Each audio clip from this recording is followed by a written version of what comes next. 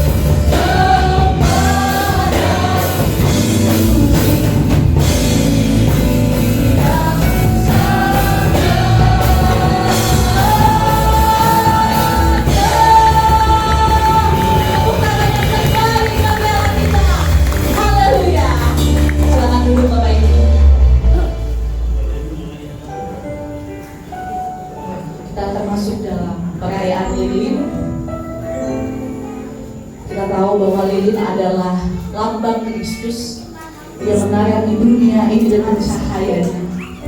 Mari kita siapkan lilin di tangan kita sampai kita angkat pujian malam kudus.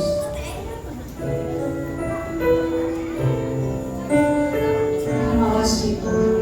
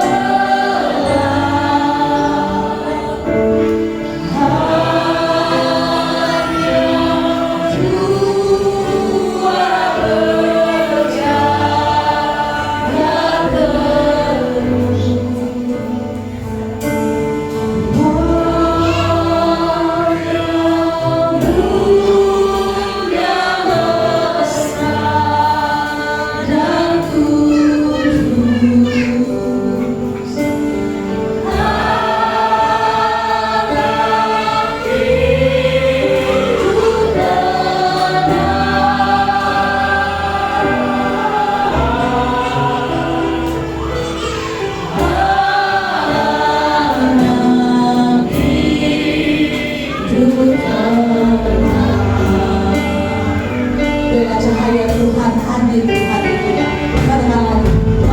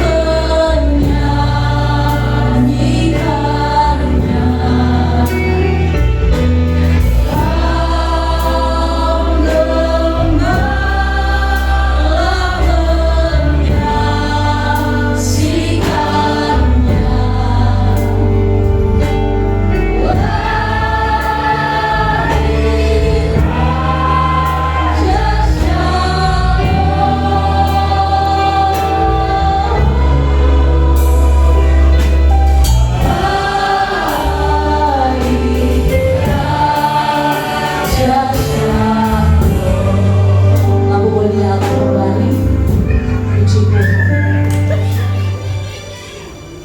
kamu boleh nyalakan kembali.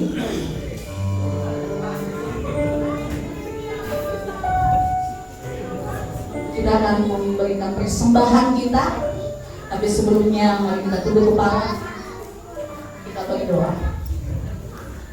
Tuhan, terima kasih atas segala kebaikan-Mu dalam kehidupan kami, Bapa. Kami sudah memuji dan menyatakan dan sebentar kami akan segala kebaikan kami siap memberi dengan penuh sukacita di dalam nama Tuhan Yesus.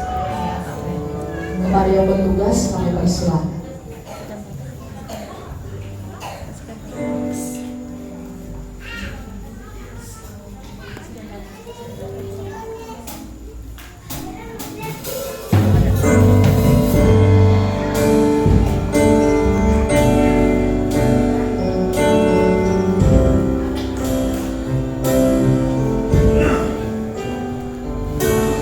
Hatiku siap membawa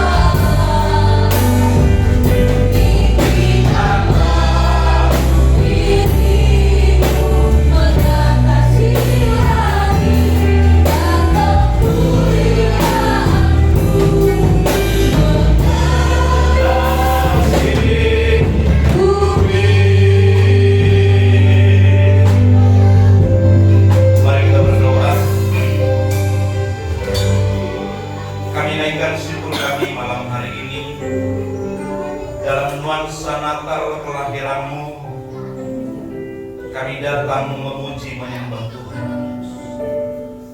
Biarlah nuansa Natal di tahun 2025 membawa sebuah perubahan dalam hidup kami.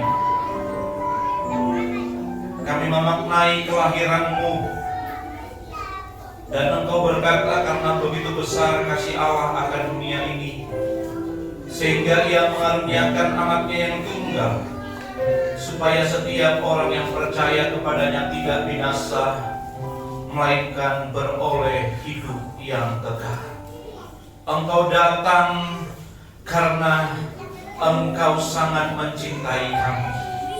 Oleh karena itu Tuhan Yesus, ajari kami setia dan taat kepada kebenaran-Mu kapanpun, dalam keadaan apapun. Dan hari ini kami akan mendengarkan sabda-Mu.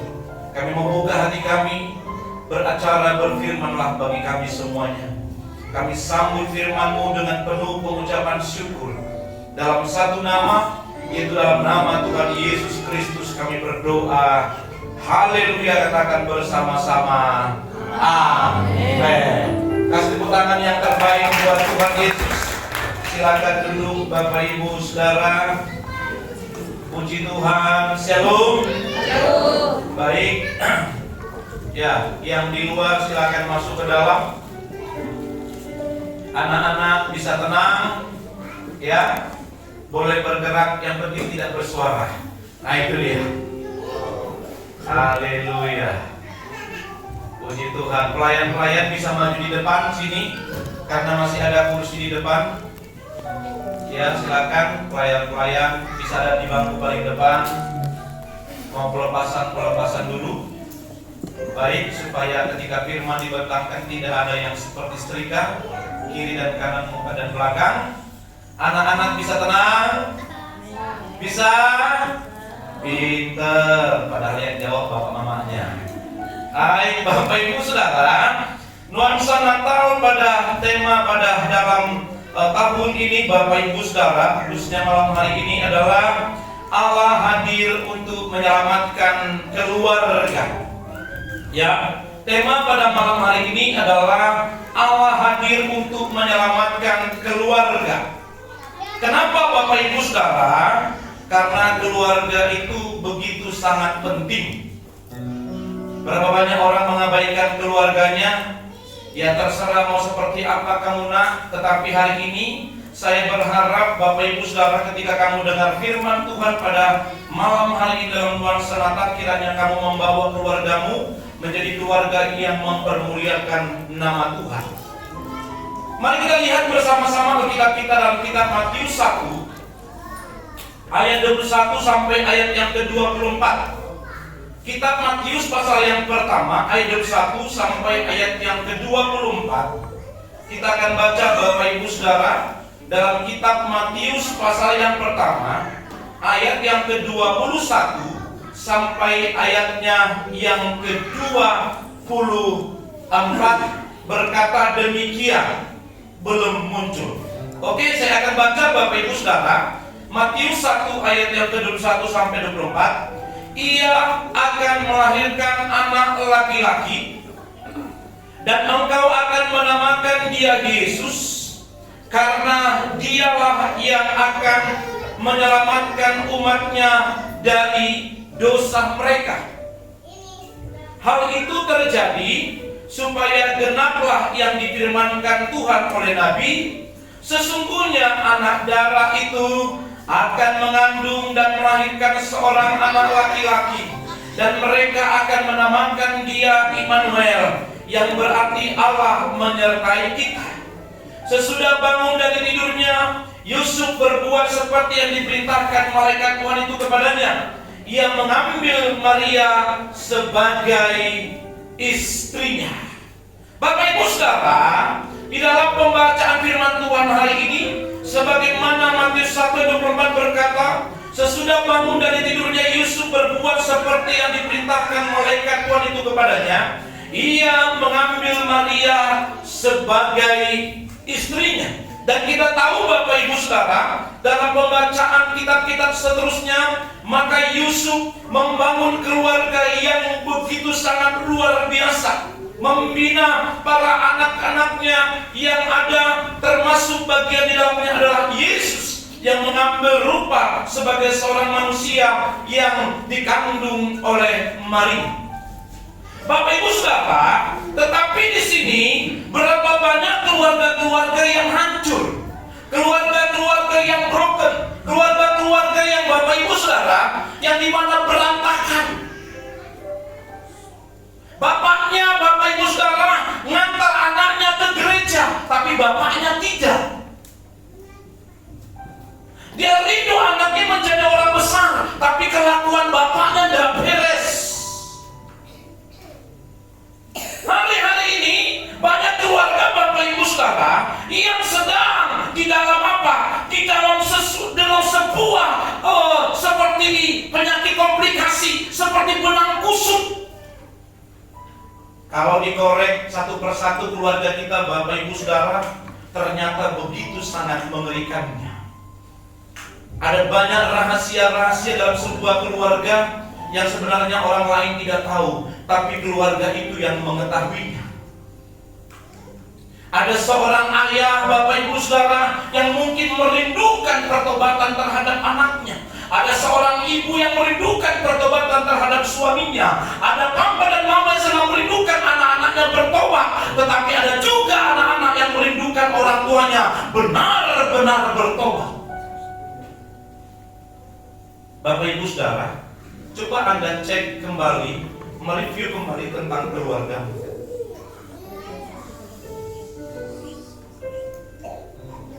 Satu persatu kalau kamu mau terbuka terhadap Tuhan, ternyata ketika kita mulai cross-check keluarga kita, kita transparan, kita terbuka suami istri dan anak-anak, ternyata Bapak Ibu keluarga anak-anak Tuhan begitu banyak kekacauan. Dan satu, mungkin Bapak Ibu masih di dalam apa? Dalam kenajisan.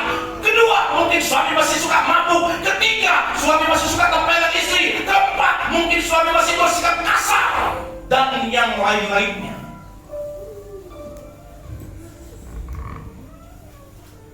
Kompleks masalah dalam keluarga. Tetapi hari ini tema yang diusung adalah Allah hadir untuk menyelamatkan keluarga.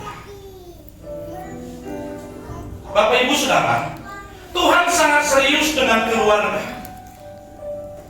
Dan Anda tahu bahwa lembaga yang pertama yang Tuhan ciptakan adalah keluarga. Dalam kitab Kejadian 1, kitab Kejadian 1, tolong rekal kamu cepat nak ya. Kejadian 1 ayat 26 sampai 28. Kitab Kejadian 1 ayat 26 sampai 28 berkata demikian. Berfirmanlah Allah, baiklah kita menjadikan manusia menurut gambar dan rupa kita, supaya mereka berkuasa atas ikan-ikan di laut dan burung-burung di udara, dan atas ternak, dan atas seluruh bumi, dan atas segala binatang yang merayap di bumi. Ayat 7.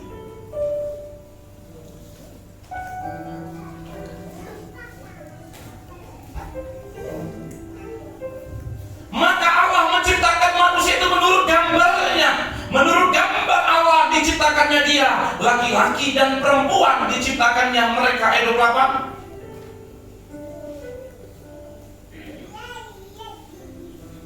Allah memberkati mereka. Lalu Allah berfirman kepada mereka, apa dikatakan bersama-sama? Beranak cuculah dan bertambah banyak, penuhilah bumi dan taklukkanlah itu. Berkuasalah atas ikan-ikan di laut dan burung-burung di udara, dan atas segala binatang yang merayap di bumi. Inilah lembaga yang pertama Tuhan ciptakan di tengah dunia ini. Siapa itu? Keluarga. Berarti artinya Bapak Ibu Saudara, Tuhan sangat serius atas keluarga anak Allah. Tuhan sangat serius atas keluarga jemaat GBI Karisma. Tuhan sangat serius atas keluarga Batambunan. Tuhan sangat serius atas keluarga Pasimatuang. Tuhan sangat serius atas keluarga yang percaya kepadanya. Cuma letak masalahnya, Tuhan serius, banyak keluarga yang tidak serius.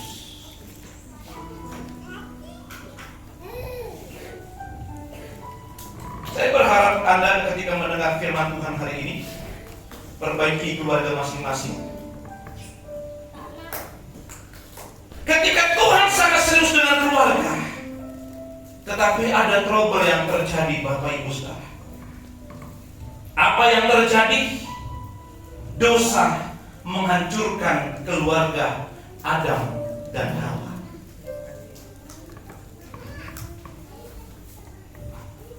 Dosa yang dilakukan Adam dan Hawa adalah dosa ketidaktaatan. Dalam kitab Kejadian 2 ayat 16 sampai 17. Kitab Kejadian 2 ayat 16 sampai 17 berkata demikian. Lalu Tuhan Allah memberi perintah kepada manusia, semua pohon dalam taman ini boleh kau makan buahnya dengan bebas. 17. Tetapi pohon pengetahuan tentang yang baik dan yang jahat janganlah kau makan buahnya, sebab pada hari yang kau makannya pastilah engkau mati. Apa yang terjadi, Bapak Ibu? Ketika keluarga dibuat oleh Allah, lembaga keluarga yang dibuat oleh Allah, maka Allah memberikan perintah kepada keluarga itu. Tetapi pohon pengetahuan tentang yang baik dan yang jahat itu janganlah kamu makan. Maka ketika Anda baca ayat selanjutnya, keluarga ini taat apa tidak? Keluarga ini taat apa tidak? Tidak, Pak. Keluarga ini jatuh, Bapak Ibu Saudara, dalam dosa. Dosa apa? Dosa ketidaktaatan. Berapa banyak di antara Anda dan saya, keluarga-keluarga Bapak Ibu, ingin diberkati, tapi belajar tidak taat. Kebanyakan tidak taat daripada taatnya. Ingin melihat seperti orang lain sukses, tapi kamu tidak memperbaiki keluargamu. Dan tidak belajar dari lembaga yang pertama Tuhan ciptakan Adam dan Hawa. Dosa yang mereka lakukan adalah ketidaktaatan. Adam, Hawa, jangan kau makan buah itu. Hanya sebuah perintah. Ketika Adam dan Hawa jatuh dalam dosa, maka terjadilah kekacauan di dalam keluarga tersebut. Bapak Ibu Saudara, saya ulas lagi. Ketika Adam dan Hawa jatuh dalam dosa, maka terjadilah kekacauan di tengah-tengah keluarga itu. Buka Berson, siapa namanya? Mason, apa? Rakel. Apa yang terjadi, Bapak Ibu Saudara, ketika Adam dan Hawa jatuh dalam dosa? Yang pertama, Bapak Ibu Saudara, ketika Adam dan Hawa jatuh dalam dosa, maka terjadilah kekacauan di tengah-tengah keluarga itu. Yang pertama, kekacauan yang pertama adalah di tengah keluarga itu terjadi sebuah ketakutan yang sangat luar biasa. Ketika Adam dan Hawa jatuh dalam dosa, terjadilah kekacauan. Kekacauan yang pertama adalah ketakutan. Kejadian 3:8 sampai 10 dan khususnya 10. Maka ketika mereka tidak taat, mereka memakan buah itu, maka Allah berkata, "Hai Adam, di manakah engkau?" Maka mereka berlari, mereka sembunyi, mereka ketakutan. Cuma sekarang, Bapak Ibu Saudara, banyak keluarga, banyak anak Tuhan, banyak pelayan berbuat dosa, tidak takut lagi, Bapak Ibu Saudara. Betul.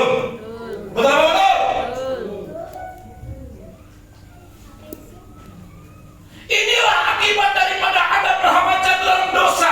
Terjadi kekacauan. Kekacauan yang pertama, mereka akhirnya mengalami ketakutan yang sangat mengerikan. Berapa banyak di antara Anda sekarang, akibat kejatuhan Adam dan Hawa, dosa itu merambat bukan hanya kepada Adam, tetapi kepada generasi yang selanjutnya, termasuk kepada Anda dan saya. Ketika Anda, Bapak Ibu Saudara, mungkin tidak bisa lagi bayar kontrakan, ketika mungkin berasmu tinggal hanya satu muk, ketika uangmu tidak bisa lagi bayar anak sekolahmu, kebanyakan anak-anak Tuhan hidup dalam ketakutan. Ketika usianya seorang gadis mulai bertambah, ketakutan. Ketika Tuhan izinkan terjadi masalah, Anda dan saya dalam ketakutan. Gimana nanti anak gimana nanti ekonomi saya ya, gimana. Kita hidup dalam ketakutan. Padahal sebenarnya, jujur jawab Bapak Ibu, kalau Adam dan Hawa belajar taat, mereka takut nggak kalau mereka tidak makan? Takut nggak? Ketika Adam dan Hawa belajar taat kepada Allah, percaya atau tidak, mereka hidup tenang. Tahu nggak Bapak Ibu, kenapa kamu dan aku hidup dalam ketakutan? Akibat dari apa? Dosa.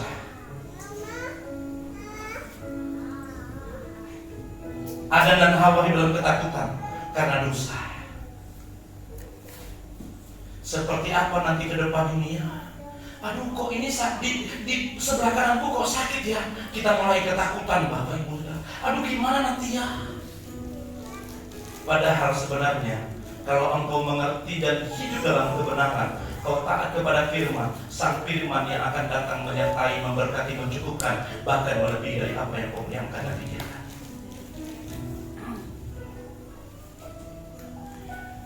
Jadi Bapak Ibu Saudara, banyak anak-anak Tuhan hari ini hidup dalam ketakutan.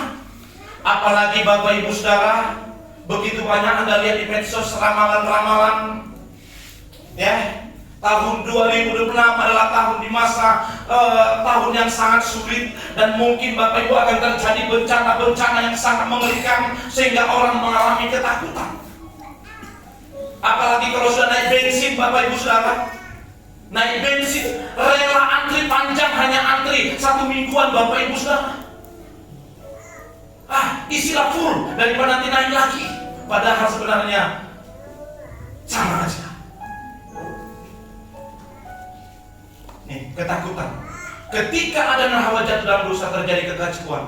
Kekacauan yang pertama adalah ketakutan.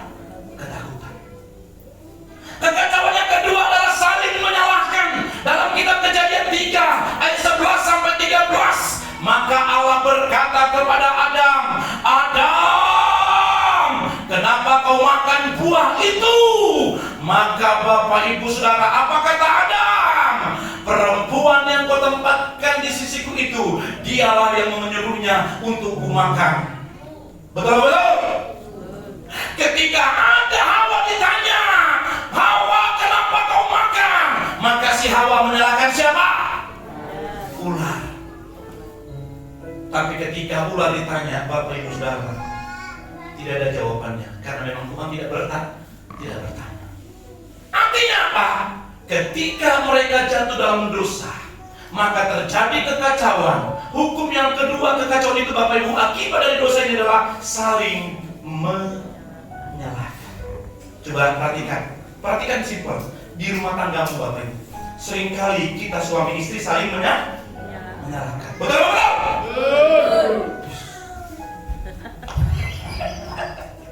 Kencang betul. Di dalam gereja Bapak Ibu, akibat di tengah keluarga, di gereja juga kita suka saling menyalahkan. Betul? Bapak Ibu Saudara, dampak daripada dosa, ketidaktaatan terjadi kekacauan, yaitu kita sering saling menyalahkan. Bapak berkata begini, "Papa yang salah, Papa yang salah." Anak bilang, "Kamu yang salah, ini bapakmu." Suami istri Bapak Ibu saling menyalahkan. Akibat daripada dosa, maka terjadi kekacauan. Yang kedua adalah saling menyalahkan. Yang ketiga Bapak Ibu, dampak daripada dosa dan terjadi kekacauan, yang ketiga adalah perempuan akan susah mengandung dan melahirkan. Saya mau tanya dulu yang PL tadi. Coba sini Bu. Ibu normal apa sesar? Coba tanya sih. Kita buktikan Bapak Ibu Saudara. Ketika Adam dan Hawa jatuh dalam dosa, terjadi kekacauan. Yang pertama ketakutan, yang kedua saling menyalahkan, yang ketiga karena ibu perempuan yang sudah pernah melahirkan. Jujur jawab, jangan ada dusta di antara kita. Betulkah perempuan akan susah mengandung dan melahirkan? Betul? Serius Bu? Susah ya? Ternyata betul Pak. Karena jawabannya betul bahwa dia dapat berkat Natal.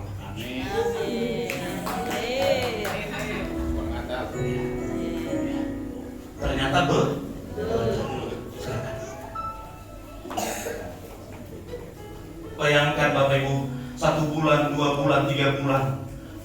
Pak, tolong Pak, mau tidur pun harus ke atas Pak. Apalagi sudah mau melahirkan. Aduh Pak, jangan berangkat kerja Pak. Entar lagi nih Pak. Terjadi kesakitan yang sangat luar biasa. Apa dampak yang keempat? Susah mencari pekerjaan.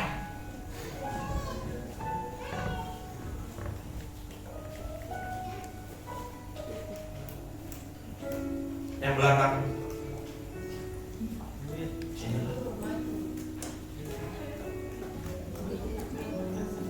Puji Tuhan dia pulang hari ini. Dapat cuti kan? Iya. Saya mau jujur jawab dulu Bapak Greta. Apakah betul dampak dari Adam dan Hawa dalam dosa terjadi kekacauan, maka dampaknya adalah susah mencari pekerjaan? Kira-kira saat ini susah nggak mencari pekerjaan? Betul Pak? Serius? Susah kan? Ternyata betul Pak. Kalau betul, Bapak juga dapat berkat Natal hari ini. Sama. Dapat berkat Natal. Jangan dibelikan Pak ya. Jangan dibelikan. Disimpan saja.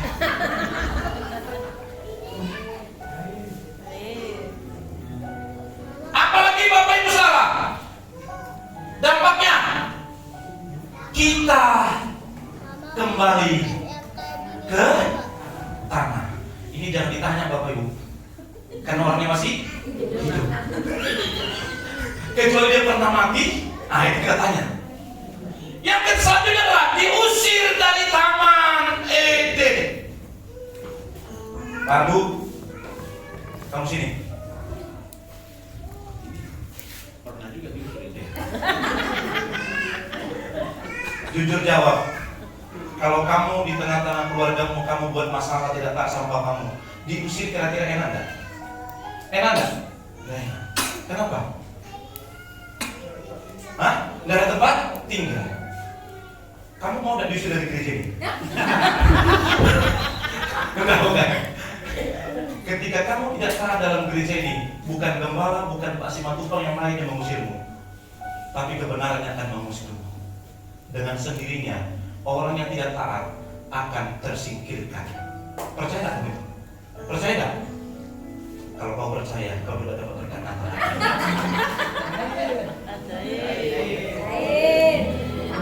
Rajin-rajin kau ya, jangan merokok lagi ya. Jangan kau belikan gula garam itu di pendeta itu. Yang terakhir Bapak Ibu Saudara, apa dampak dari ketidaktaatan dosa tadi? Kekacauan apa? Generasi hancur. Kain membunuh adiknya. Saya masih ingat persis Bapak Ibu Saudara, di daerah Sumatera sana itu marga Sirait. Ada Sirait sini? Udah pindah dia. Betul sudah pindah. Bapak Ibu Saudara, ini keluarga kaya. Mereka punya perusahaan pabrik dan kebun sawit. Mereka punya pabrik. Dan Bapak Ibu Saudara, ketika bapak mamanya meninggal, maka pembagian warisan. Satu abang terbesarnya adalah seorang militer, dan adiknya yang cowok Bapak Ibu yang membangun perusahaan ini. Maka ketika pembagian warisan, maka yang dapat bagian terbesar adalah abang yang tertua. Maka adiknya tidak terima. Apa yang dilakukan Bapak Ibu Saudara? Dalam kebencian, enak betul abangku, aku yang merintis perusahaan, aku yang capek, aku yang membangunnya, malah dia dapat banyak. Terjadilah iri dan benci. Akhirnya dipanggil Bapak Ibu pembunuh bayaran. Ketika adik abangnya berangkat dinas Bapak Ibu, maka pembunuh bayaran membunuh di depan mobilnya dan meninggallah abangnya. Setelah dicek kembali Bapak Ibu Saudara, ditelusuri, ketangkaplah yang membunuh ini. Dan setelah interogasi, maka ketahuanlah yang menyuruh membunuh abangnya adalah adik kandungnya sendiri. Apa yang terjadi?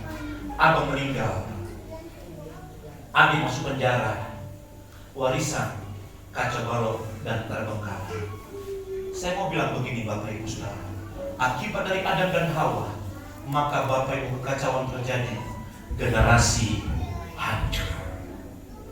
Maksudnya apa yang mau saya sampaikan hari ini? Bapak Ibu,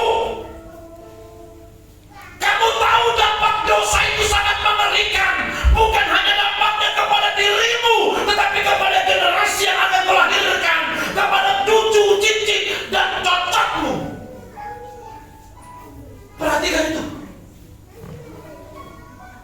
Makanya jangan main-main dengan dosa. Tahu tidak salah satu keberhasilan si iblis? Keberhasilannya adalah membuat kamu lupa. Kamu merasa pertobatan itu, masih ada waktu, masih ada waktu, masih ada waktu. Firman datang dari mimbar gereja. Pak, Bu, seriuslah dengan Tuhan. Kamu bermain-main. Iblis membuat kamu sibuk. Iblis membuat kamu lupa. Supaya kamu menjadi bagian daripada si iblis tadi. Kelakuanmu, perkataanmu, perbuatanmu. Pak, belum tentu ada waktu pertobatan dalam diri. Dan ketika kau berbuat dosa, dampaknya bukan hanya kepada dirimu. Saya ambil contoh. Kalau seorang bapak merokok, kira-kira dampaknya hanya kepada dia enggak? Kepada dia enggak? Dapat. Saya baca tulisan beberapa hari yang lalu. Dia bilang begini, anaknya ngomong, Pak, boleh nggak berhenti ngerokok? Bapak senang dengan menghisap rokok itu. Bukan hanya bapak Pak korbannya, tapi anak papa dan mama dan keluarga yang jadi korbannya. Korbannya bukan seketika langsung sakit, tapi sekian tahun kemudian akan berdampak besar kepada saya dan mama dan anak-anak papa. Kamu tahu nggak yang perokok betapa egoisnya kamu? Halo? Halo? Ada orang di sini? Kamu egois loh. Sambil kau gendong anakmu, kau isap rokokmu. Itulah lain masalahnya, Lek. Tanpa kamu sadari anakmu, Bapak Ibu Saudara, kau kasih penyakit. Dampaknya bukan pada saat itu. Dampaknya sekian tahun kemudian. Ketika dicek, kenapa anakku sakit? Kau kerja keras banting tulang cari uang, kau bangun bisnismu, ternyata hanya untuk kamu membuat capek. Suatu saat akan membiayai anakmu yang sakit karena dampak daripada bapak yang tidak mau bertobat. Saya mau bilang begini, silakan kau merokok, silakan. Tapi tolong jangan kau merokok di depan istri dan anak-anakmu. Halo? Halo? Kalau kau belum bisa berhenti, jangan kau di depan anakmu dan di depan istrimu. Jauh kau dari sana. Bahasa kasarnya, kalau kau mati kau sendiri situ. Halo? Karena dampaknya Bapak Ibu, itu bukan hanya kepada diri, kepada generasi. Dosa yang kau lakukan beberapa tahun yang lalu, itu dampaknya Pak. Kalau kau tipu orang lain, dengar baik-baik, kemungkinan satu kelak dampak dosa yang kau lakukan, anakmu, cicitmu, cucumu, kemungkinan akan ditipu orang lain.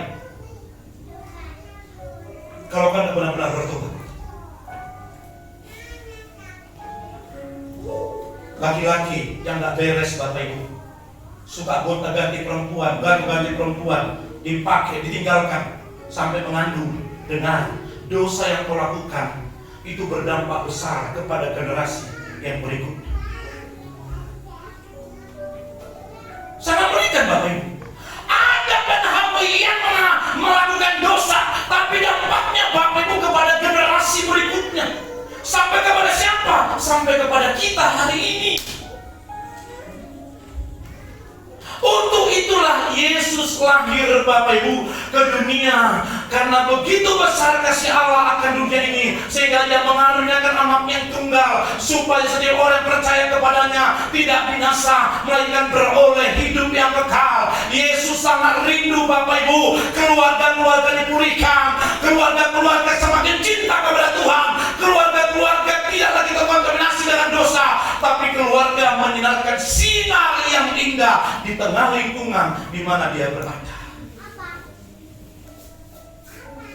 Sekarang banyak keluarga suami ikut pinjol. Kau pinjol? Halo?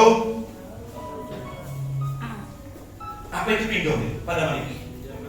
Pinjaman online. Ternyata pinjol ini Bapak Ibu Saudara sangat mengerikan. Baru apa lagi? Judi online. Saya diskusi ketemu dengan beberapa anak muda Bapak Ibu.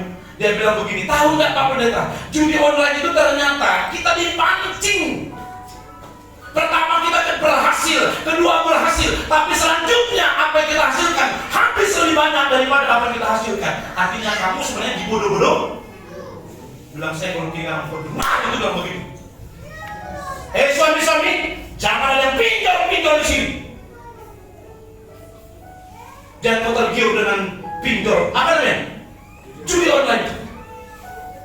Amin. Jangan juga kamu pinjol. Kan itu otomatis. Siapa keluargamu, nomor teleponnya, boleh. Nanti bisa tersiar semua itu. Kalau memang kau kurang, cari orang yang hebat, berinovasi. Kalau memang kau kurang, belajar mencukupkan apa yang ada. Jangan gaya hidupmu lebih besar daripada pendapatanmu waktu itu. Kalau belum bisa beli motor, tahan dulu. Amin. Amin. Kalau memang belum bisa kau beli iPhone, jangan beli iPhone. Hanya gengsimu yang besar, pendapatanmu kurang. Hati-hati. Keluarga-keluarga jangan sampai suami-suami pinjol, judol dan segala macamnya, main jadu, apalagi itu, main togel dan segala macamnya. Pak, lihat anak-anakmu. Ya. Ketika tidur perhatikan. Tuhan, aku mau keluargaku walaupun sederhana, aku mau bawa mereka menjadi generasi yang hebat di tangan Tuhan. Next. Bagaimana memulihkan keluarga?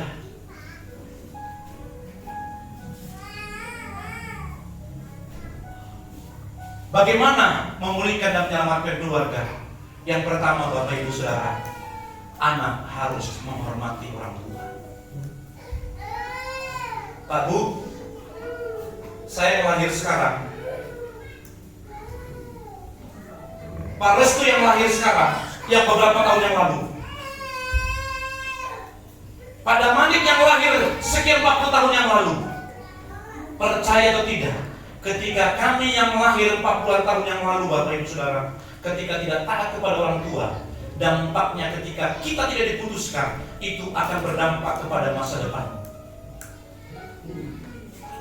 Maka kita mencatat, hormatilah ayah dan ibumu supaya lanjut umurmu. Artinya, di mana ketempatan kau ditempatkan Tuhan, engkau melihat janji, engkau melihat keberhasilan, engkau melihat kesuksesan, engkau melihat pintu terbuka bagimu karena kamu menghormati orang tuamu. Halo? Kenapa kamu sampai sekarang mungkin kelihatannya kok sulit ya menghadapi tentang kenyataan ini? Saya mau bilang begini, salah satu rahasia Tuhan tunjukkan kepadamu adalah, Pak Bu, cintai Papa dan Mama, hormati mereka, sayangi mereka.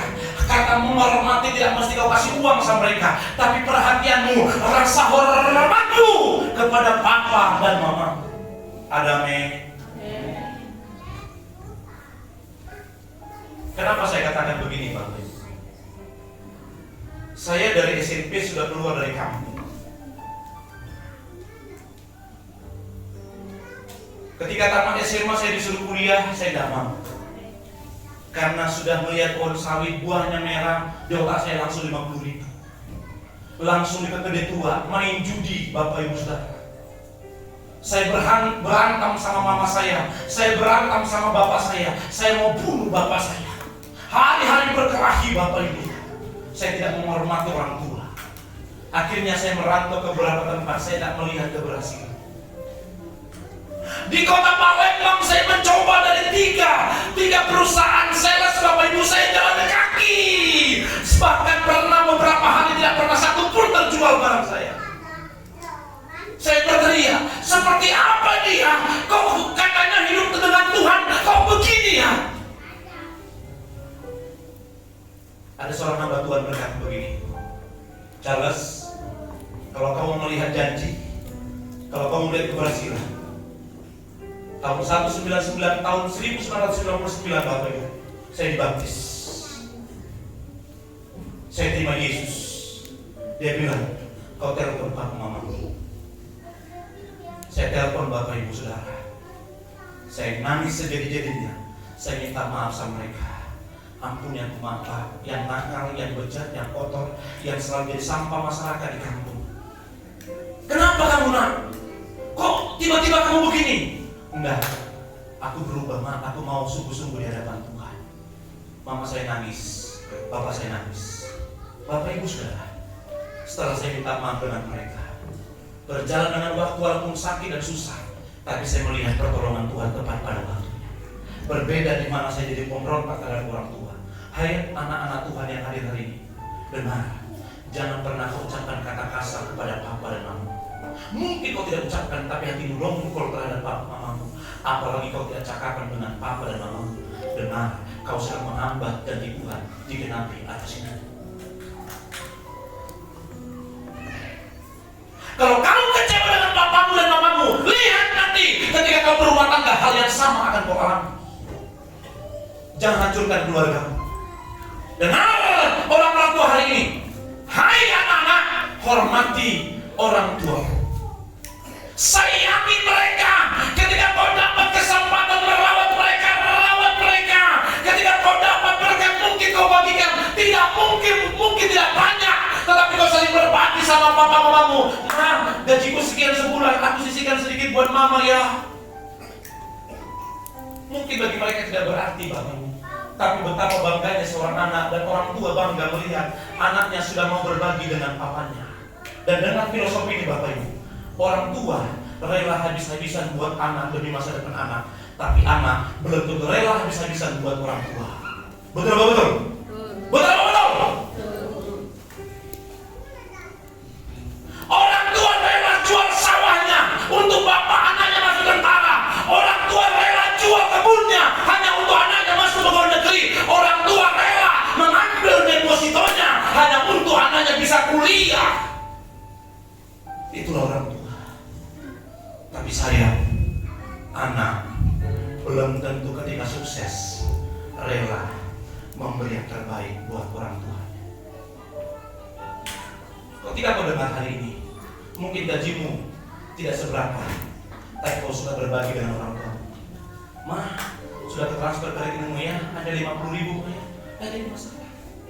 Tapi kamu sudah berbuat. Mah, gimana kabar? Berapa banyak di antara Anda telepon orang tuanya pada saat hanya Natal, telepon papa mamanya pada saat Natal. Dengar, selagi masih ada kesempatan, sukalah komunikasi dengan orang tuamu. Tanya kabarnya, sudah makan apa belum? Ada yang kurang apa tidak? Cuma anak-anak sekarang Bapak Ibu sangat mengerikan. Saya berharap keluargamu, anak yang pertama untuk pulih, menghormati orang tua. Yang kedua, yang terakhir, bilang sama-sama ini yang terakhir. Bilang sama-sama kita sudah selesai. Yang terakhir adalah, dengar ini, kalau kau mau pulih keluargamu, maka Bapak Ibu yang kedua, orang tua, imam harus bertobat. Tidak bisa tawar-menawar Pak. Siapa namanya Bapak siapa nih Pak? Bapak siapa namanya? Bapak Olive. Hah? Olive. Nah itu. Anak mana anaknya Pak? Pulang kampung. Oh pulang kampung. Pak, jangan main-main lagi dalam hidup Bapak. Anak Bapak itu hebat, luar biasa. Serius.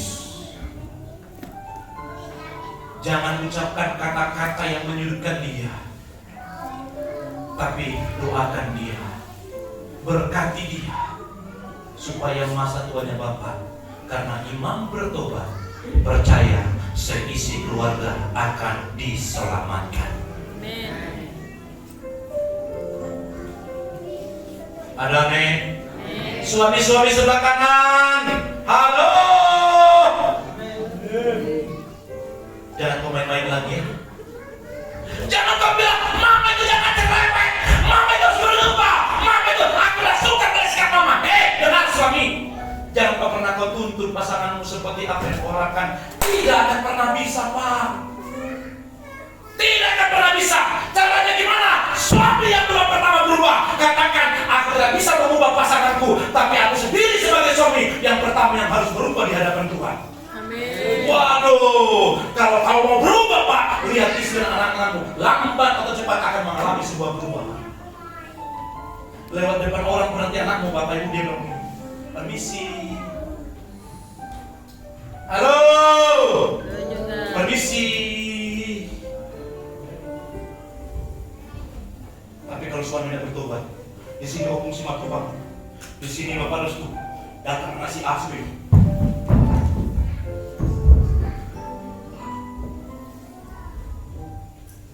Tapi di sini semua bapak-bapak sudah bertobat. Amin. Anak-anaknya hormat semuanya. Amin. Kalaupun belum pulang mandi dari tempat ini, dia sudah mulai suaminya mau mengubah anak-anaknya karena suami sudah Berubah. Amin. Ada amin. Amin. Bapak Ibu Saudara, saya dengar beberapa orang-orang tua dulu berkata begini. Saya tidak tahu benar apa tidak, tapi ini tidak bisa dijadikan sebuah standar kebenaran. Saya ulang sekali, ini tidak bisa dijadikan sebuah standar kebenaran. Dia bilang begini, kamu tahu tidak cara kelakuanmu kenapa begitu? Tidak tahu, saya bilang. Bapak saya itu, Bapak Ibu memang kejam, tapi pendiam. Tidak penjudi, tidak pemabuk, Bapak Ibu. Tapi ternyata, kok saya ini agak berbeda, nakal luar biasa. Ternyata burung dari siapa? Dari opung saya. Artinya saya bilang begini adalah, ketika kamu sebagai bapak, atau ketika kamu sebagai opung, generasi yang melahirkan belum tentu seperti kamu, tapi cucumu kemungkinan akan seperti kelakuan yang kau lakukan. Saya bilang, bapak saya baik kok. Karena pas salah saja dia menghajar saya, cuma saya tidak terima. Saya selidiki, Bapak Ibu Saudara. Ternyata opung saya memang dulu sangat mengerikan. Artinya apa yang saya mau katakan begini, Bapak Ibu, suami-suami, kita suami-suami, kau yang sudah opung, kau yang sudah jadi bapak, dengar, jangan tuntut pasanganmu dan anakmu berubah, tapi dimulai dari kamu, suami-suami. Amin. Amin. Jaga perkataanmu, jaga mulutmu, jaga langkahmu, jaga kelakuanmu, jaga tingkah lakumu. Yang kau suka ngomong kasar kepada pasanganmu, sekarang berhenti. Yang kau masih suka tempelan istrimu, sekarang berhenti. Yang sekarang kau suka ngomong kepada kamu, dasar anak bodoh, dasar anak nakal, sekarang kau berhenti. Apapun perbuatan yang tidak baik kau lakukan, sekarang kalau kau mengalami janji dalam rumah tangga, pekerjaan, usaha, dan seluruh kehidupanmu, dimulai dari suami. Siapa suami? Imam, Bapak Ibu Saudara. Amin. Amin. Mari matikan lampu, Pak. Kita lihat tayangan ini, Bapak Ibu Saudara. Saya berharap keluarga-keluarga membangun hubungan yang begitu baik. Sambil diputar. Ada video singkat, Bapak Ibu Saudara.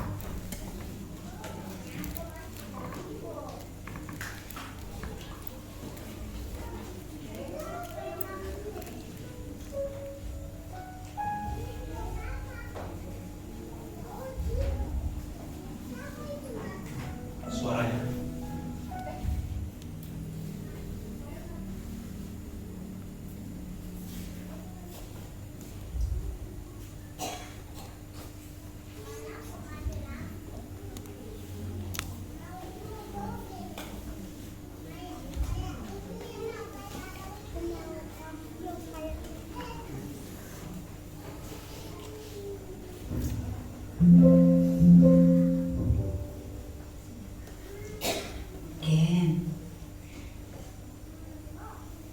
ada orang tua yang memutuskan untuk jadi orang tua yang buruk.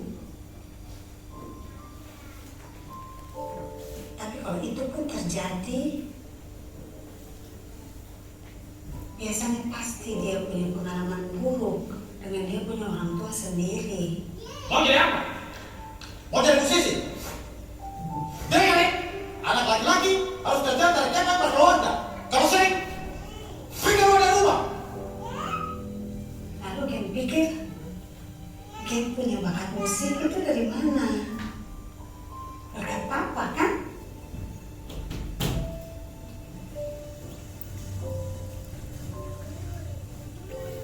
Tapi kenapa Gen lebih merasa bahwa papa itu lebih sering ngasih kutukan ke Gen mah ketimbang berkat? Kalau cuma kesalahan yang kita ingat, kapan kesalahan bisa selesai? Kan Gen mau kayak papa. Terus kutuk papa punya masa lalu. Sekarang sudah waktunya untuk Ken putuskan rantai itu. Ken masih mau kan? Masih mau papa?